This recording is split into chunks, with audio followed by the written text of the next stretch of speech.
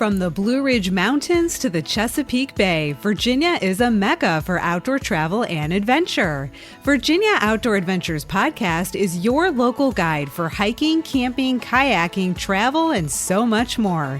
Get the information and the inspiration to plan your own adventure right here in Virginia.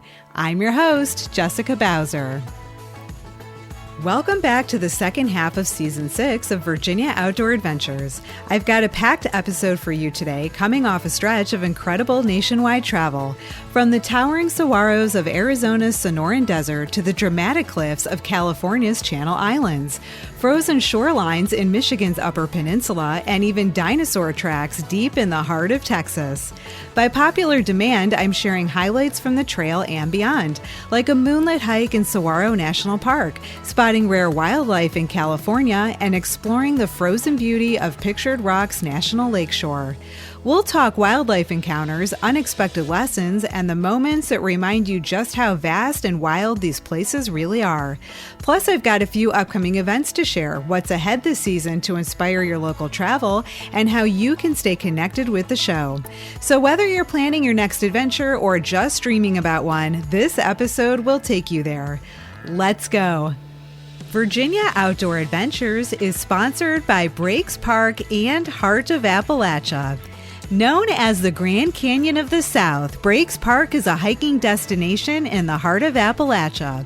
You'll find trails for every skill level, featuring geologic wonders, canyon overlooks, stream crossings, and abundant wildlife. Stay close to the adventure with lodges, cabins, and campgrounds inside the park. Beyond the breaks, the Heart of Appalachia invites you to hike and bike through breathtaking mountain landscapes, paddle hidden hollows, reel in trout from crystal clear streams, or hop on an ATV to conquer the rugged spearhead trails. Take a scenic drive, embark on an elk tour, and explore Virginia's treasured Southwest, where you'll also find vibrant local dining, shopping, and celebrations. Your next outdoor adventure starts in the heart of Appalachia. Tap the links for Breaks Park and Heart of Appalachia in your show notes. Hello again, friends. Welcome to part 2 of season 6 of Virginia Outdoor Adventures. You probably noticed that I took a little bit of a break. I have gotten lots of messages from people asking me, when is the next episode coming out?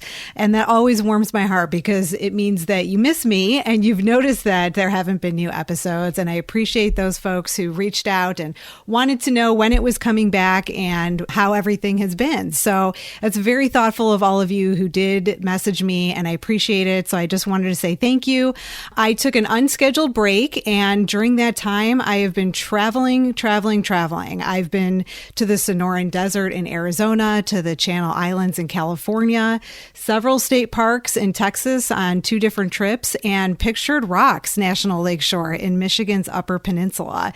So it's been a very busy couple of months, but now I am definitely re-energized and refocused and ready to get on with some new episodes, and just in time for this gorgeous spring weather. So I'm super excited for it and just wanted to let you all know what is coming up next. Also, people have been asking me to please talk about all of the traveling I've been doing, because I've been to national parks and state parks and done some really incredible things. And I've been sharing those adventures on Instagram stories.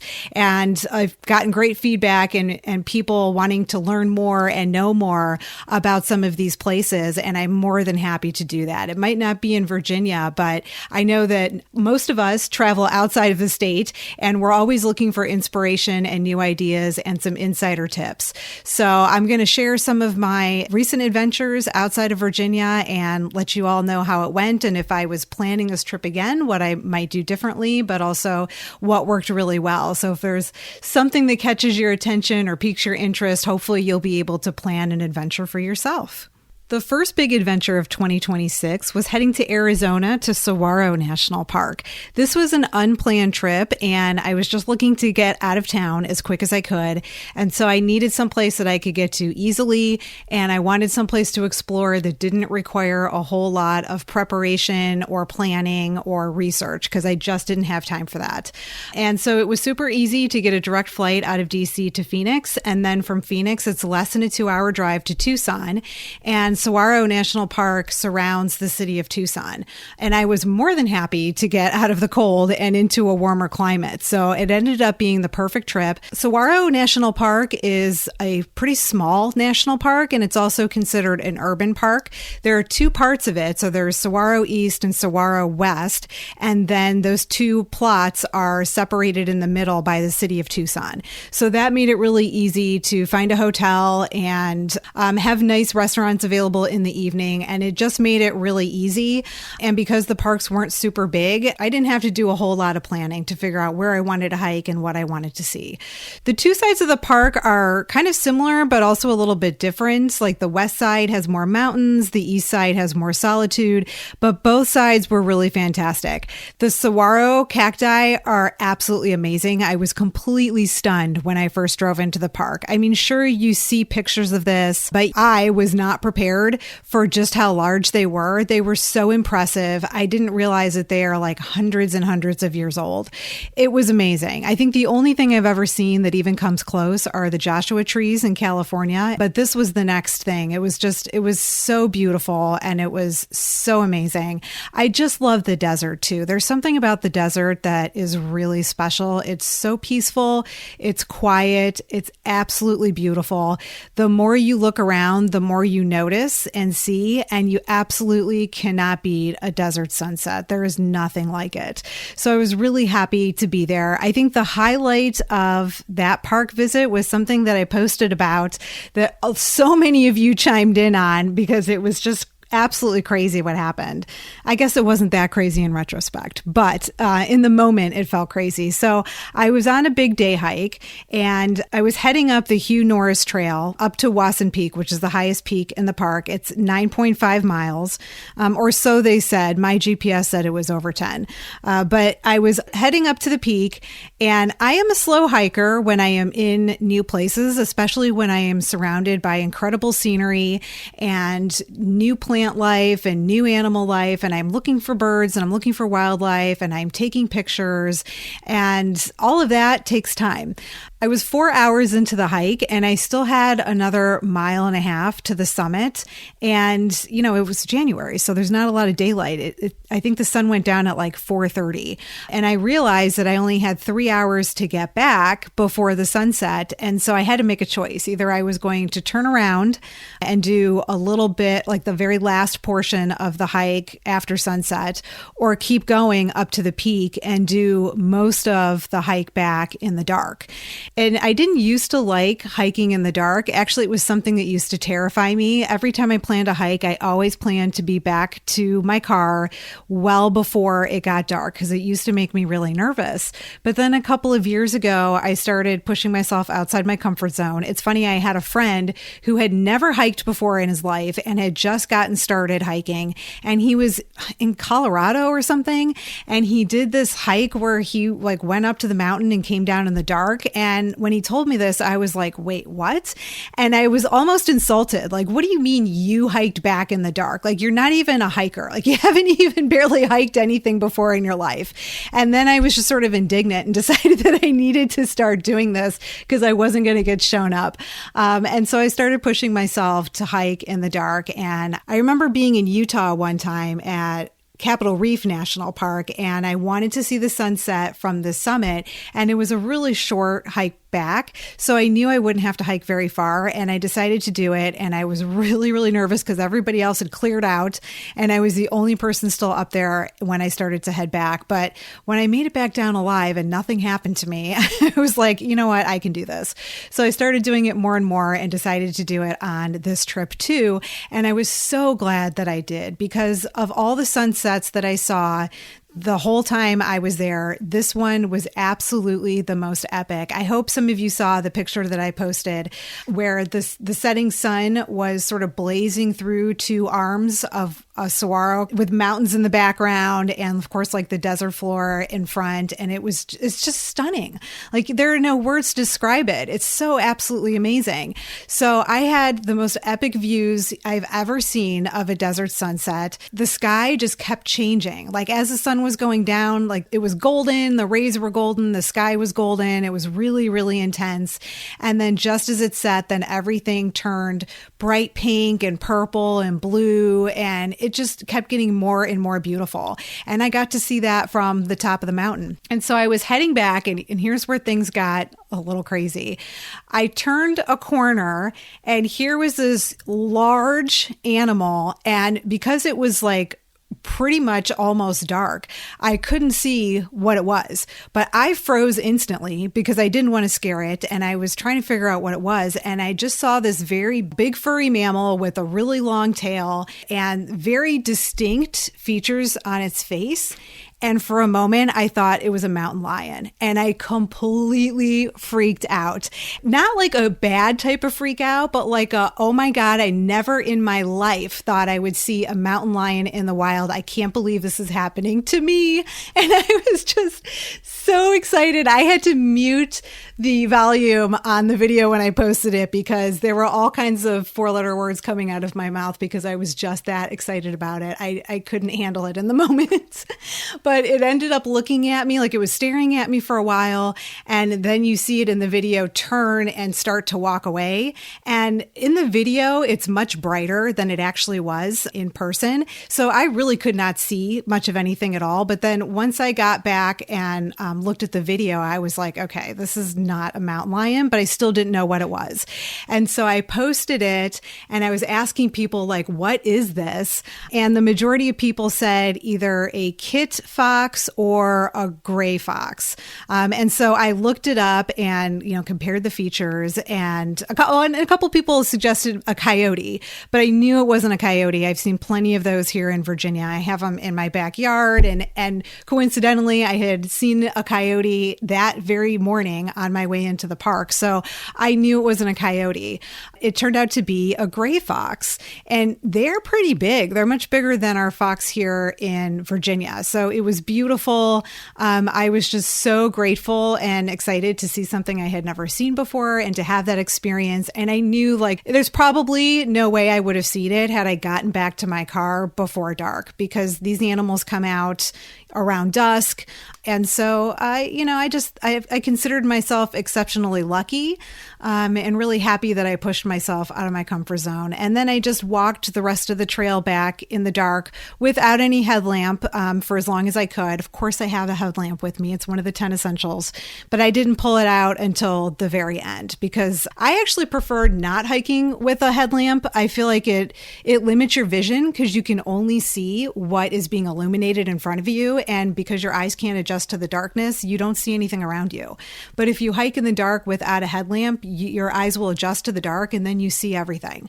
The only time that doesn't really work if there really is absolutely no light at all. But if you've got even a little bit of moonlight or, some city light, usually it's fine. So I hiked back in the dark and there were many, many great horned owls hooting back and forth, keeping me company. I didn't see any other animals the whole way back. I wish I would have, but that one was really special and it was awesome. The one animal I really had hoped to see while I was in Arizona was a javelina. And a javelina looks very similar to a pig. It technically is not a pig. I don't know what it's a mammal. It's got a snout. It's got the same body shape as a pig, but scientists don't actually consider it part of the pig family. And they're wild. And I remember being in the visitor center and talking to the volunteer there, asking her, what trails am I most likely to see wildlife on? And she pointed some out. And then I said, is this where I can find the pig? I didn't know what it was called. And she stared at me for a beat like I had just said something absolutely insulting. And then she says, you mean a javelina? And I said, yeah, that. She's like, you might see them there. And then she hesitated. And then she was like, I don't think that's what you want to see. And I'm like, no, that is what I want to see. And she's like, they can be pretty nasty. She's like, I wouldn't want to see one in the wild. And I was like, oh, but I still want to see one. The closest that I got to seeing one was my last hike on the very last day. I had just gotten back to the parking lot. The sun had already gone down, and there was a man sitting on a bench, and he said, did you see the javelina? And I was like, what? Where? And he's like, up the trail. My wife said she saw it, like, half a mile or so up. Do I want to turn around and go back and look for it? The sun has already been down for like 15 minutes. I don't know exactly where I'm going to look for this thing. What are the odds that it's still going to be there by the time I get there? And then again, I was hungry and I just really wanted some good Mexican. So I ended up not going back. I knew I would regret it. I totally regret it. If you have an opportunity and the animal was just seen, it's probably not a bad idea to go looking for it. But I think mentally I was already done with the trip and getting ready to head home. I had to pack up to go to the airport the next morning, and I opted to skip it. But dang, I wish I had gone back looking for the javelina. Few activities bring you closer to nature and your family like camping. It's the perfect escape from the hustle and bustle of everyday life. Imagine waking up in a Virginia state park surrounded by towering trees, breathing in fresh air, and spending your days swimming, hiking, canoeing, or tubing. At night, you'll gaze at a sky filled with countless stars you'd never see in the city. And after all that adventure, you're sure to work up an appetite. Cook delicious meals over the campfire, and don't forget the s'mores fixing for a sweet ending to your day. 29 state parks throughout Virginia offer camping with a total of more than 1,800 campsites. Reservations are recommended, and it's best to reserve a site as early as possible. Or maybe a cozy cabin is more your vibe. Virginia state parks provide comfortable and economical overnight accommodations. There are nearly 300 furnished, climate-controlled cabins of various sizes throughout the state. Many cabins are available year-round. If you want to get away from the hustle and bustle of modern-day life, you can't beat a Virginia state park. Reserve your cabin or campsite by clicking on Virginia State Parks in your show notes. A day trip that I took away from Tucson and away from the national park, and also away from the heat, was to the Coronado National Forest. For those of you who've been listening to the podcast for a while, you probably know who Matt Felperin is. He is the Nova Parks roving naturalist. We did an episode together like in the very first season about birding, and he and I are friends. We go on trips together and we always talk about birds. And so before this trip, I was like, heading to the airport, and I texted him and said, I'm going to Tucson. What do I need to see? And he wrote me back and said, elegant trogon. And if you don't know what that is, because I didn't even know what it was, imagine a painted bunting, but much larger. It's a crow-sized bird with a purple head and a blue neck and a blue and green back, gray wings, bright red chest and belly, and then a golden colored long tail. And normally their range is limited to Mexico, but there's a little portion of their range that sort of spills over the border into Arizona. And so I started looking it up, and there is this place called the Santa Rita Lodge, and they recommended bird guides. And I realized very quickly, like, this is a birding hotspot. People come here just to bird. And so I started contacting the guides and decided that I was going to hire one, because I was on a mission to find as many new bird species as I could and to beef up my life list and to see some things that I had never seen. And I knew that I would not be quite as successful doing that on my own. I didn't know where to look, and I didn't know what I was looking for, and I didn't have time to figure it out. So I hired a guide, and I drove less than an hour to the Green Valley, met up with my guide. We did some birding in some local parks and found all kinds of new species, very exciting, lots of hummingbirds. And then we headed up to Coronado National Forest. And as you go up the mountain, you just feel the heat evaporating and it gets cooler and cooler. And by the time you get to the top, there's a little bit of snow at the top. But we went up into the mountain, into the national forest, looking for this elegant trogon. When I had called him him, he said, well, you're in luck because normally this isn't the season for them. They migrate, they're not here usually in the winter. However, there is one particular bird that has been hanging around all winter. Nobody knows why it's still here, but it's been seen every single day in the exact same spot. I've been tracking it. If we have any luck, we can go back there and we should be able to find it. And I'm like, excellent. Let's do this. I met up with him in the morning and he said to me, you're not going to believe this. That day that I talked to you was the last time that bird had been seen. He's like, it hasn't been seen in 3 days. And I was like, that is just my luck. And he goes, but you never know. Like we could go up there. He's like, maybe it was just on the other side of the ridge. Maybe it'll come back. You know how it is. They're birds. And I said, okay, well, let's give it a shot. So we get up there and there's all these people. They're all up there looking for the bird. There were probably like 25 people who are up there on a regular basis, and then a handful more who were just up there for the day, and nobody had seen it all morning. And we looked and we looked and we looked and we couldn't find it. So disappointing, but they're birds. Like that's the way it goes. I think one of the exciting things about birding is that there's no guarantees. You never know what you're going to see. You can go chase a bird, and if you're very lucky, you find it right away. Sometimes it's more exciting to have to really put in the effort and then you find it. But you just never know. There's never a guarantee, and that was the case on that particular day. But no worries. I still saw so many other birds that were all lifers to me. I saw a broad-billed hummingbird. It's like a rainbow-colored, large hummingbird. That was amazing. Cactus. I've seen cactus wren before, but I always love seeing cactus wren because obviously, we don't have them out here. You can probably guess by the name. They're not out here on the East Coast. I saw a Mexican jay related to our blue jays here on the East Coast. That was exciting. And then an Arizona woodpecker, which is like this all brown woodpecker. It was so exciting. There were so many new birds to see. It was a wonderful experience. And then I got to do like some mountain hiking after my guide left. And it was really cool to go up into the mountains and see a very, very different landscape. Mountain landscapes out west are so different than they are here in Virginia. One tip or warning that could save your life that I'd like to offer if you're planning to visit Saguaro or anywhere else in Arizona, because I read that this actually applies to most of the state. I was hiking by myself on the last day in a more secluded part of the park. I had driven all the way around the park to get to a trailhead that was farthest away from Tucson so that I wouldn't have to see a lot of people. And I hardly saw anybody all day. But I was hiking through a wash at the bottom of a canyon, and a wash is basically just a dried up creek, a riverbed that floods when it rains. So I'm walking across the gravel. I stopped because I heard a bird. And just as I was about to start hiking again, I heard this low-key humming noise. I actually thought maybe there was a data center nearby, but I knew that didn't make sense. So I started looking, and in the wall of the canyon, maybe a few feet off the ground, there was this large hole, and hundreds, probably even more, bees were swarming all over this hole. They were coming in and out. I had binoculars, so I was able to see. From the distance I was at, I didn't know what I was looking at, but in the bins, I could tell that these were bees coming in and out of this hole. And that's when it occurred to me that while I had been doing my research on the park while I was on the plane, that I had read on the park's website to beware of Africanized killer bees.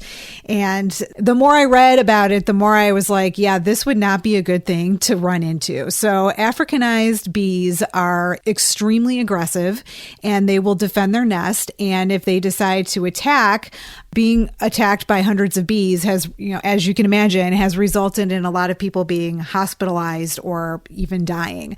I saw these bees swarming around, and I immediately wondered if these were Africanized bees and got pretty nervous, because the only way to get past them was to either continue walking through the wash and having to come close to the nest, or to have to go off trail to sort of go around it and avoid it, which required going through lots of thorny plants because it's the desert and everything has thorns on it.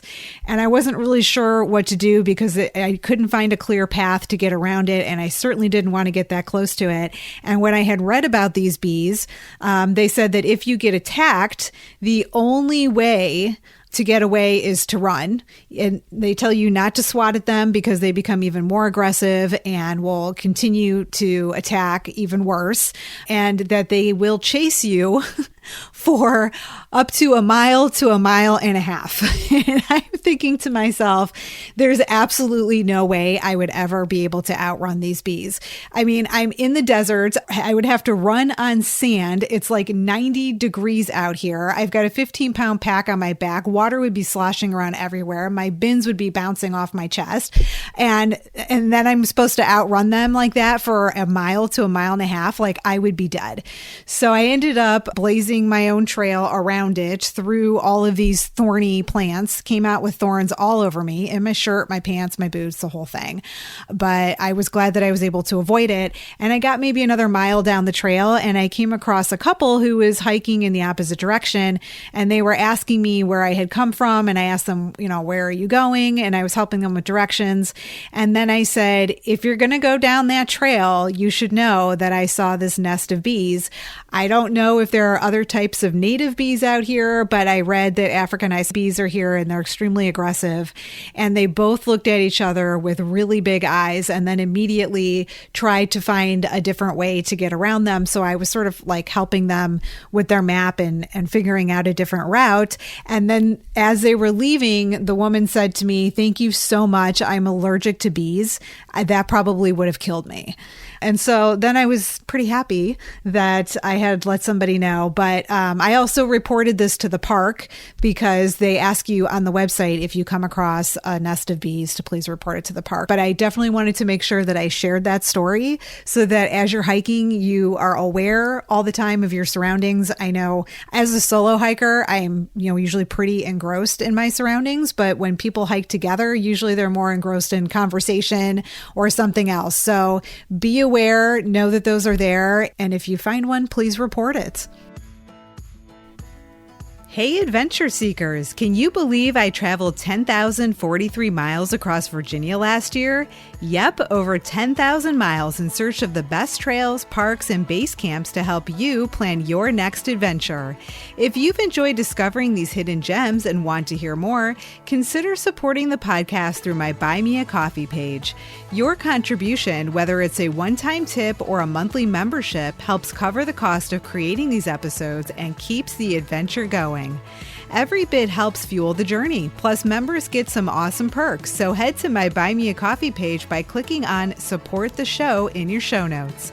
Shout out to the newest members of Virginia Outdoor Adventures. Kevin is a Trailblazer member. Jim and Tamara are Wild Wanderer members. Allison is also a Wild Wanderer member. And Raphael is a Summit Seeker member. Thanks for helping me share Virginia's wildest, most inspiring places, one adventure at a time.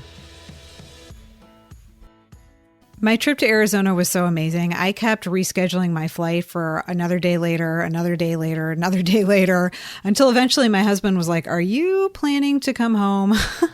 And we had that epic snowstorm, remember, in January, the one that was like a couple of feet and it all turned to ice. And he really wanted me home before that because he was concerned that if I didn't get home before the snowstorm, that I wouldn't be able to get home. I didn't see a problem with that, but he did.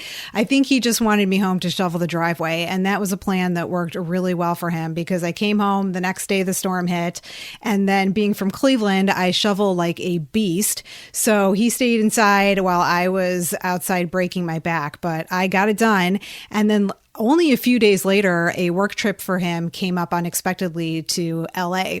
So we hopped on a plane and I was like, dang, you know what? Like if I had stayed out here like I wanted to, I could have gone straight from Arizona to Los Angeles and not have to come all the way home just to shovel the driveway and then come all the way back out to the West Coast again. But that's what ended up happening. Oh, but before that, I did go to Chincoteague, actually. There was like a few days there where I was like, I really want to go out to the Eastern Shore and look for Nelson sparrow and salt marsh sparrow, two birds that I do not yet have on my life list. So I did a quick day trip out there, never did find those birds because, again, the birds.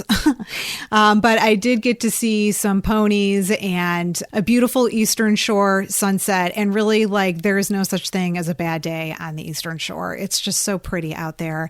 I had a really nice time. I was hoping to see snow on the beach, but the Eastern Shore didn't really get hit like the rest of us did with that storm. storm. So I didn't get to see that. I have been out to Chincoteague in the past when it snowed, and ponies walking around with snow on their head is pretty amazing. Makes for really great pictures, but not this time. Either way, there's no such thing as a bad day out there. So I had a great time. Then hopped a flight to LA. And my goal while I was in LA, other than doing like a little bit of sightseeing with my husband over the weekend, was to hit Channel Islands National Park, because I have never been there. I've done like most of the national parks that are within driving distance of LA. So I've done Death Valley, I've done Joshua Tree, I've done the Mojave Desert, and I have yet to do Channel Islands. And this has been on my list.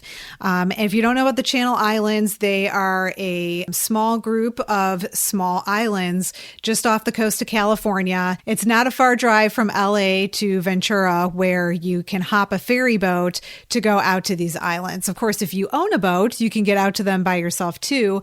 In the winter, it's a little bit more limited. I learned this through the planning process, but in the winter, they have a limited number of ferry boat trips that will take you out to one island only. It's the Santa Cruz Island. Warmer months of the year, there are many other ferry boats going out on a regular basis, and they go to the other islands. The islands are really amazing because they're sort of like the Galapagos. They've been isolated for so long that the plant life and the animal life is completely different there on the islands than you will find anywhere else. And I, in particular, was very hopeful to find an island scrub jay. And it is a bird that exists only on Santa Cruz Island. It's in the jay family, so related to our blue jays. And I really wanted to find this bird. Luckily, there was a ferry boat going out there while I was in town. So I got my ticket. I learned once I got out there that the ferry made two different stops, because I got on the boat and they were like, who's going to Prisoners Harbor and who's going to Scorpion? And I was like, I didn't know there I had a choice, because when I bought my ticket, it didn't give me a choice. But I think I ended up with the best one, because the majority of people got off on Scorpion. The boat was full of families and hikers and kids, and almost all of them got off at Scorpion. And then it was another 40 minutes to get to Prisoners Harbor. I really enjoyed that boat ride because the whole way out there, we were going towards the island. So you just saw the island in the distance. But then once we had to skirt around to the other side, we were basically boating past the island. You got to see the outside of the sea caves, different rock formations, and it was very scenic just getting out there. The downside is there was less time, because it was 40 minutes out there. So that's 40 minutes that I could have been at Scorpion, and then they pick up there to go back before Scorpion. So you're also back on the boat for another 40 minutes to get to Scorpion to pick up the rest of the people who had been on the ferry boat. But there were national park rangers who were at Scorpion who met the ferry boat. Also, if you're interested in sea cave kayaking, which I very much was, there is an outfitter that will meet you at Scorpion, and that's where they depart from. But Prisoners Harbor was so much quieter. There was like hardly anybody left on the ferry boat after everybody got off on the first stop. And then the small group of us that were still left got off on Prisoners Harbor, and it was a quiet, secluded, nature-filled adventure rather than like the chaos of all the other people around at the other stop. I did this really epic hike. It was called the Pelican Bay Trail, and it went along the edge of the cliffs. So as you're hiking at the top of the island, you're looking out over the ocean, looking down at the beaches. It was really amazing. You start at sea level, and then you hike up the side of the island to get to the trail, and then you sort of go across. And I wasn't up there very long when I heard the island scrub jay, and it was hard to see them because they're loud and they're noisy, but they're constantly moving around and they're in the treetops. But eventually I did get some really amazing views of them, and it was fantastic. This had been on my list for so long. I was completely stoked to be seeing these. Plus it was like 70 degrees in January. It was a beautiful day. One thing that I had been hoping to see was the island fox. That's another species of wildlife that is only found on Channel Islands. Unfortunately, I didn't see any. I had heard from somebody else that they are seen pretty frequently along that trail, that oftentimes you'll just come around a bend and they'll be sitting there on the trail. But I was not that lucky that particular time. So I guess this just means I have to go back, right? But there were wildflowers that were blooming, and the sky was blue, and the sea was a dark blue. And it was just one of the best experiences I've ever had. I decided very quickly I need to go back there for backpacking, because the downside of going on the ferry boat for a one-day trip is you have to come and go when the ferry comes and goes, and their hours are pretty limited, especially in winter. I'm sure that you could probably get more time in the summer, but then the trade-off there is the crowds. And I've heard from other people who have gone different times of the year, and they have said that it's just awful. Like, the boat is full of people, and then you get off the boat and there's people all over the island, and that's just like not my cup of tea. Like, I would much rather go at a different time and not have all those people. So I think the next time I go, I'm going to backpack. It's super easy. Like, you just take your pack on the boat, on the ferry boat, and then you camp in the designated spots. I do know one person who has done it before. She said it was one of the best backpacking trips she and her friends have ever done in their lives. So I think that's going to be definitely my plan next time around. The other thing I didn't get to do that I was really, really disappointed about was kayaking in the sea caves. I hadn't planned for it because I had read that it's usually too cold in the winter, but they were having a warm spell. And so the outfitter decided to go ahead and run some tours. And I had not packed water shoes. I had not packed a swimsuit, and all of those things are required. They do give you a wetsuit, but you need to have the type of swimsuit that will fit under a wetsuit. And when I was talking to the woman on the phone trying to figure out if I could wing this or not at the last minute, she's like, well, you could go to a Target or a Walmart and pick up some water shoes. Well, I was staying in the middle of downtown LA. There were no stores like that around. And I wasn't sure if I wanted to buy things that I already owned to use one time. Like, that felt wasteful. So I ended up opting against it. And it's a really good thing that I did, because the very next day, all the ferry boats out there got canceled because the water was too rough. So that was another lesson learned. I hadn't thought about that. I should have thought about that. It's not like I haven't had this experience in other places before where boat trips or kayak trips get canceled because of rough water.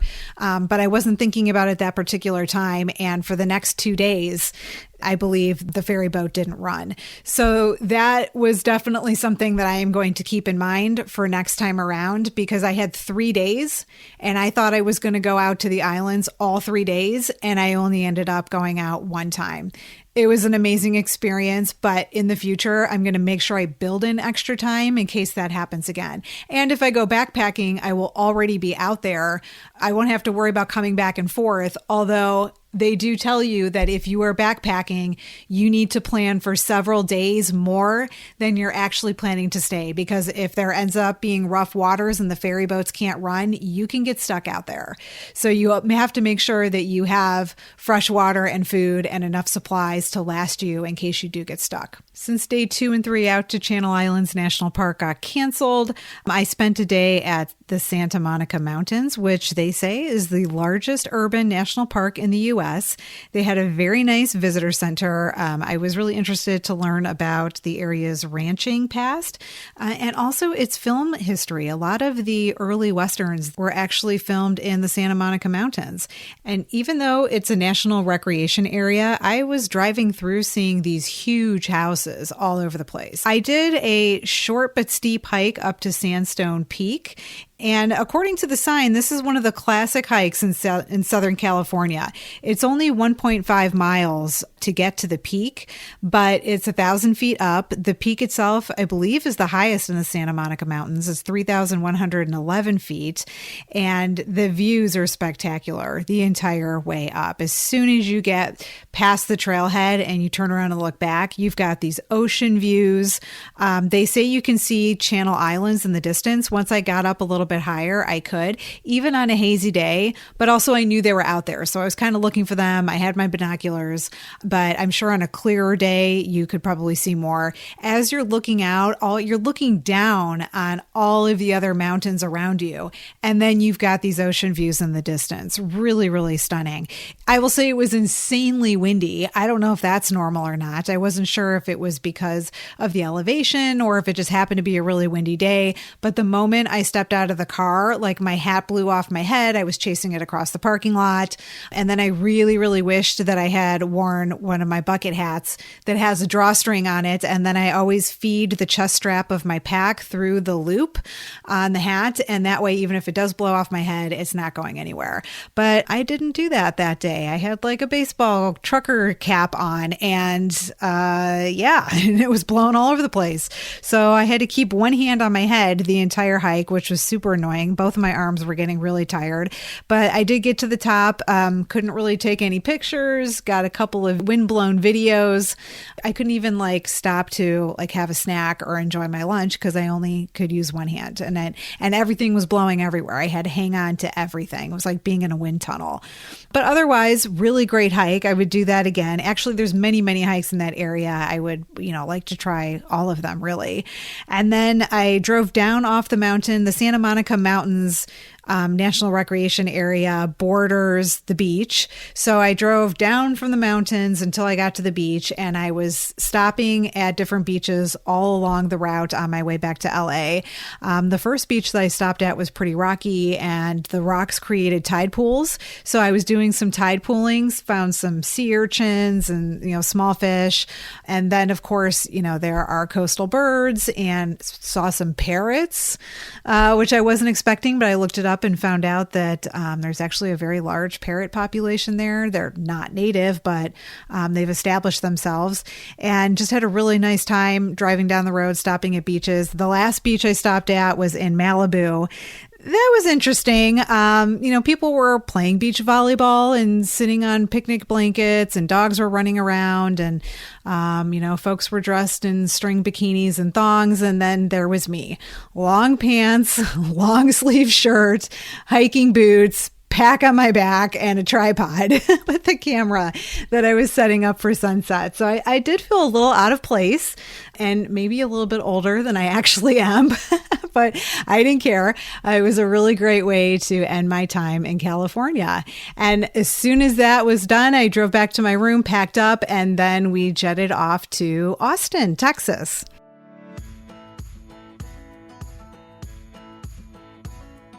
Once we landed in Austin, we jumped into separate rental cars and drove to San Antonio for the next part of my husband's work trip. I decided to spend the day at Government Canyon State Park, which is north of San Antonio, because there you can see real dino tracks. And I thought that was kind of neat. I've never seen anything like that and wanted to experience it. So I went to the visitor center. They told me that there's a specific trail you need to take. It's like 5 miles round trip. And they make a very big stink about making sure people take water. It was the first week of February at that point, and it was already in the 80s. So I understand why. And I headed off down the trail, and like every quarter mile, there would be a sign telling you how far you've gone, how much farther you still need to go. And then it would warn you, if you're almost out of water, turn around now. They must have a really big problem with people who just do not plan. So I was heading down the trail, very pretty state park, lots of Spanish moss hanging off all of the trees. I did post some pictures of that too. And once I got to the area where the dino tracks are located, it's all roped off. It's at the bottom of a cliff, and you can kind of make out like imprints in the rock, which used to be, I believe, a lake bed. So it was mud once upon a time, like thousands and thousands of years ago when the dinosaurs walked on it. Now it's rock. It's really hard to make out. There are two different types of dinosaurs that left the prints. There are, and I hope I say this right, sauropods, which are the long-necked, long-tailed, plant-eating dinosaurs. They have the big round feet. So you just sort of see like these round imprints. And then there are theropods, and those are the three-toed meat-eating dinosaurs. So when you get to the bottom of this cliff, you can see the roped off area. You can sort of see the imprints, but they're not real easy to see. So if you ever end up doing this hike at Government Canyon State Park, here's the trick. If you continue on down the trail, which most people don't do, they get to the area where the tracks are and then they turn around and go back. Keep going down the trail. You'll come to an intersection where you can pick up the cliff. I think it's either called the cliff trail or the cliffside trail. It's a short loop that goes up to the top of the cliff.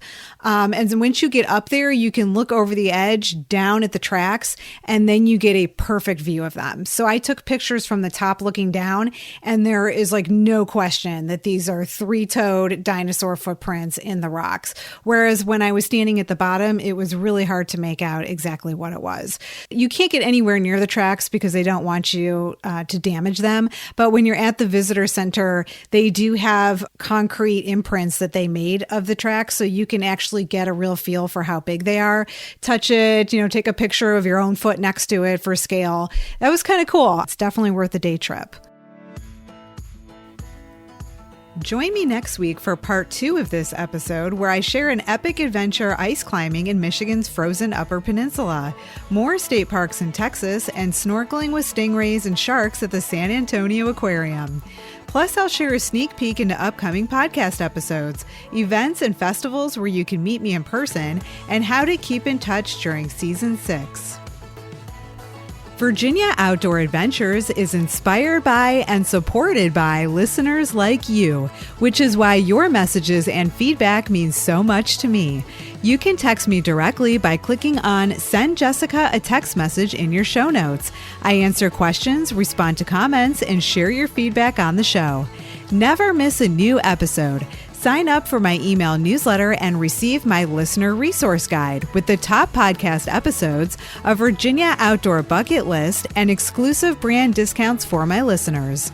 Click on newsletter sign up in your show notes or visit virginiaoutdooradventures.com. Thanks for listening. Until next time, adventure on.